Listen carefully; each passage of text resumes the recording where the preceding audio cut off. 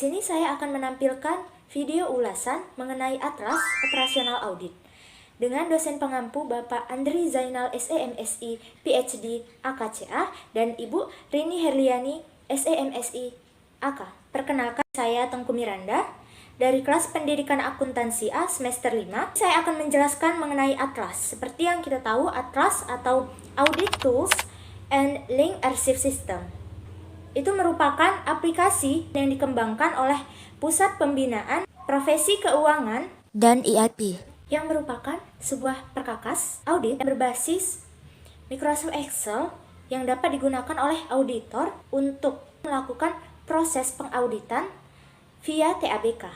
Nah, untuk selanjutnya, kenapa sih Atlas ini membantu auditor dalam melakukan pengauditan via TABK? Karena aplikasi Atlas ini merupakan sebuah sarana bagi auditor untuk mengimplementasikan standar audit atau SA dan standar profesional akuntan publik atau SPAP, dan juga untuk melakukan pemrosesan audit bagi suatu perusahaan secara lebih efektif dan efisien. Jadi, dalam menggunakan Atlas Operasional Audit ini, para auditor akan meminta data keuangan yang sudah dibuat sebelumnya di dalam software keuangan. Kemudian setelah data itu diambil oleh para auditor, maka data tersebut akan diproses melalui Atlas Operasional Audit ini. Nah, di sini saya akan membahas 8 di antara kegiatan-kegiatan yang akan dilakukan oleh auditor via TABK tersebut. Nah, yang pertama yaitu audit sampling. Audit sampling merupakan proses pengambilan sampel untuk melakukan proses auditing. Nah, di mana aplikasi dalam komputer ini, Atlas, berperan dalam menghitung parameter sampel, memilih sampel, setelah itu menguji hasil dari sampel tersebut. Nah, di sini saya sudah membuat dan memaparkan contoh bagaimana aplikasi Atlas mengambil sampel untuk proses pengauditan. Contoh di sini adalah sampel dari akun kas. Selain di aplikasi Atlas, audit sampling juga dapat dilakukan dengan menggunakan aplikasi Excel. Contohnya seperti yang saya paparkan berikut ini, dengan menggunakan rumus rank untuk mencari sampel dari bukti-bukti audit tersebut. Nah, untuk langkah kedua, saya akan melakukan simulasi dalam aplikasi Atlas tersebut. Nah, simulasi ini sebenarnya dapat dimulai dari proses penginputan laporan keuangan yang telah didapat dari software keuangan dari si klien tersebut. Jadi, Atlas ini berfungsi untuk menilai bagaimana sih software keuangan yang telah dipakai ataupun hasil dari software keuangan yang telah dilakukan oleh klien. Di sini kita bisa langsung melihat ke bagian worksheet, apakah software yang telah digunakan untuk melaporkan keuangan dari klien tersebut, maka tidak ada salah saji yang cukup material. Kemudian dilakukan kalkulasi. Dengan melakukan simulasi ini, saya juga sudah melakukan langkah ke-6 dan juga langkah ke-7. Karena pada langkah ke-6, kita akan melakukan kalkulasi, dan perbandingan dan matching, serta manipulasi data. Nah, untuk ketiga hal ini, kita sudah melakukannya di bagian worksheet dan juga CAJE, di mana CAJE adalah Client Adjustment Journal Entry.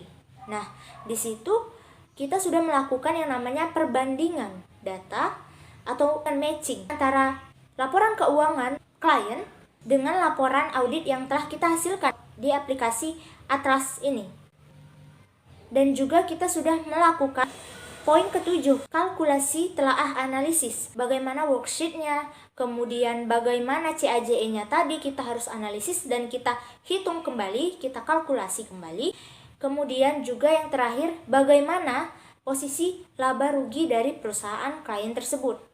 Selanjutnya di sini saya akan melakukan langkah dari poin ketiga, yaitu pengumpulan data bukti audit yang akan diuji. Aplikasi Atlas ini melakukan proses audit dari transaksi-transaksi piutang dan penerimaan kas dari perusahaan klien. Apakah transaksi tersebut digabungkan dengan transaksi yang fiktif dengan dan yang absah? Kemudian saya akan melakukan kegiatan audit via TABK di poin 4, yaitu melakukan penelaahan analisis bukti audit ataupun temuan audit. Nah, contohnya di sini adalah bagaimana analisis kelangsungan usaha yang dimiliki klien tersebut. Dari sini bukti audit kita dapat mengetahui apakah usaha tersebut layak untuk dilakukan dan apakah usaha tersebut prospeknya masih bagus untuk tetap terus berjalan ke depannya. Selanjutnya, di sini kita akan melakukan angka poin ke-11, yaitu korespondensi audit umum atau standar. Nah, ini merupakan mengirimkan suatu pernyataan dan juga permintaan tertulis kepada klien dari auditor tersebut untuk menyatakan bahwa apakah KAP dan akuntan publik atau auditor menerima surat tugas dari klien tersebut. Dan juga di sini dapat kita lihat pada aplikasi Atras telah saya paparkan, terdapat surat pernyataan dan juga pernyataan independensi yang dilakukan oleh auditor untuk mengetahui bagaimana sih informasi-informasi dan kondisi laporan keuangan klien pada periode sebelumnya. Langkah yang terakhir, saya akan melakukan pada poin ke-14, yaitu membandingkan dan menganalisis data antar berbagai prosedur audit yang telah dilakukan. Di sini saya sudah memaparkan contoh pada prosedur analitis akhir. Jadi, dapat dilihat pada tampilan berikut ini telah dipaparkan berbagai analisis selama prosedur audit yang telah dilakukan.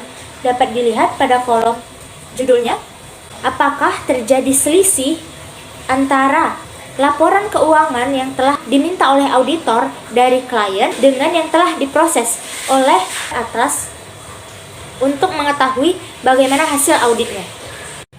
Baiklah, demikian ulasan singkat mengenai 8 kegiatan audit via TABK yang telah saya paparkan.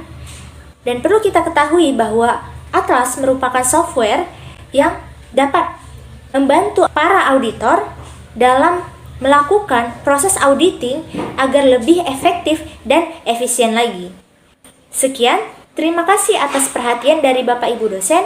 Saya Tengku Miranda, pamit undur diri. Wassalamualaikum warahmatullahi wabarakatuh.